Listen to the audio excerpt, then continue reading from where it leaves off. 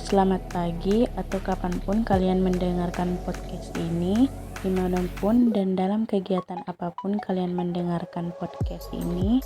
Semoga kalian dalam keadaan sehat dan kondusif dalam belajar ya.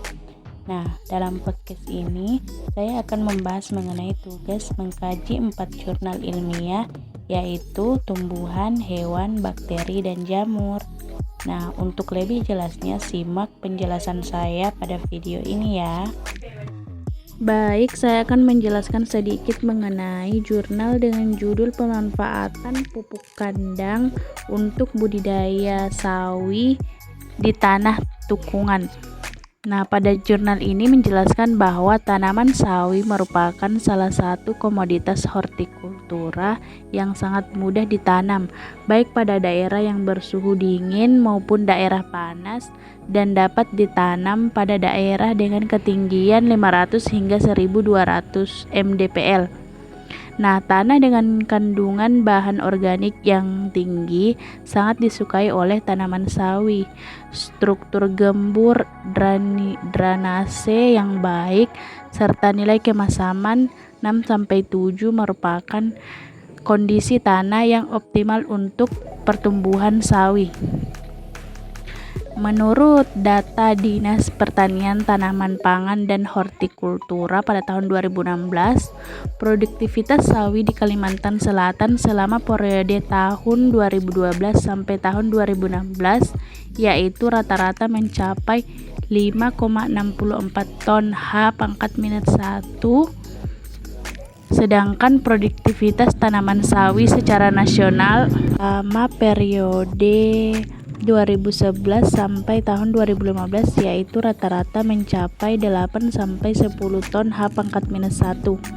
Hal ini memperlihatkan bahwa produktivitas tanaman sawi di Kalimantan Selatan masih tergolong rendah dibandingkan produktivitas tanaman sawi secara nasional. Nah, pada jurnal selanjutnya saya akan membahas mengenai pengaruh tipe media pertumbuhan Rhodobacter sp terhadap produksi bakteri Rhodopsin. Nah, Rhodobacter sp merupakan bakteri ini berbentuk oval atau batang, motil dari polar, filagel atau non-motil, membagi sel dari pembelahan biner atau tunas, dapat memproduksi kapsul dan lendir, dapat berbentuk rantai sel gram negatif termasuk ke dalam Protobacteria. Bagian sel yang tumbuh secara fototropik adalah vaskular atau membran pipih internal fotosintetik. Bakteri ini juga termasuk ke dalam bakteri non-sulfur ungu, merupakan kelompok organisme serbaguna di mana sebagian besar dapat tumbuh sebagai fotoheterotrof, fotoautotrof, atau kemoautotrof. Dapat beralih dari satu mode ke mode lain. Pertumbuhan tergantung pada kondisi yang tersedia. Tingkat anaerobik, ketersediaan karbon sumber CO2 untuk pertumbuhan autotrofik, senyawa organik untuk pertumbuhan heterotrofik, dan ketersediaan cahaya yang diperlukan untuk pertumbuhan fototrofik. Habitat bakteri ini terdapat pada lingkungan air tawar maupun air laut. Inkubasi bakteri ini menggunakan lampu pijar dengan lux 2000. Pada penelitian lain menyatakan produksi gas hidrogen ditingkatkan 4 hingga 6 kali lipat dengan penambahan bakteriotropsin dengan melalui proses pengadukan, meningkatkan total gas yang diproduksi dan meningkatkan laju produksi hidrogen. Baik, pada jurnal selanjutnya saya akan membahas mengenai evaluasi spermatozoa domba jantan Berecortitis yang digembalakan di lahan kering.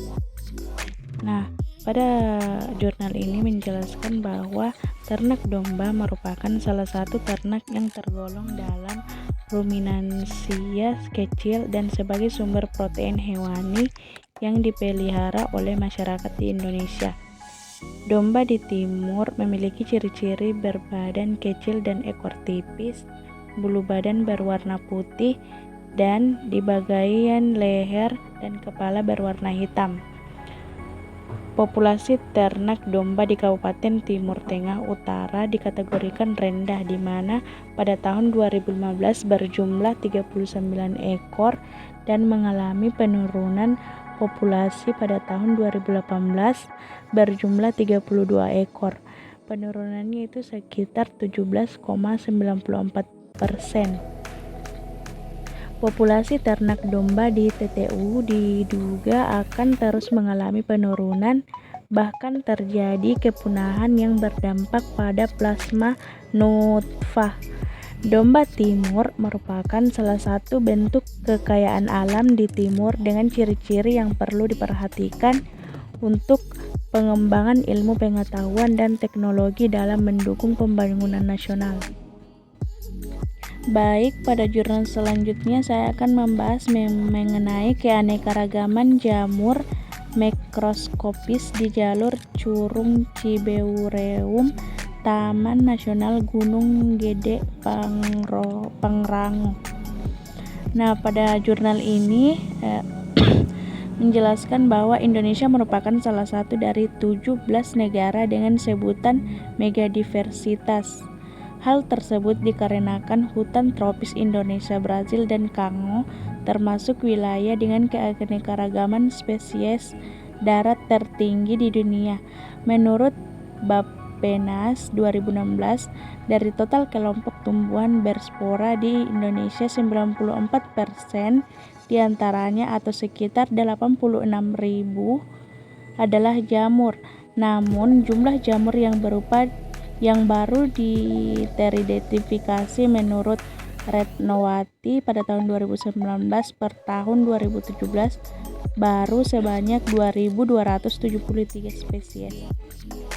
Kawasan Taman Nasional Gunung Gede Pangrango merupakan perwakilan tipe ekosistem hutan hujan tropis pegunungan yang kaya dengan potensi keanekaragaman hayati, yang terdiri dari flora, fauna, dan jamur yang termasuk mikroorganisme.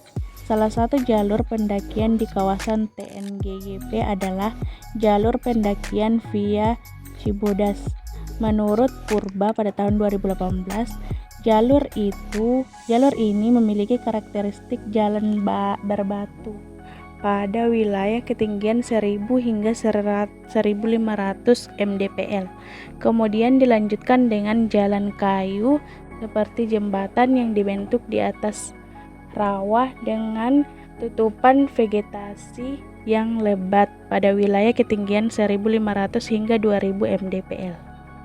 Baik, sekian podcast kali ini. Semoga apa yang saya paparkan pada video tadi dapat dimengerti dan bermanfaat bagi kalian semua.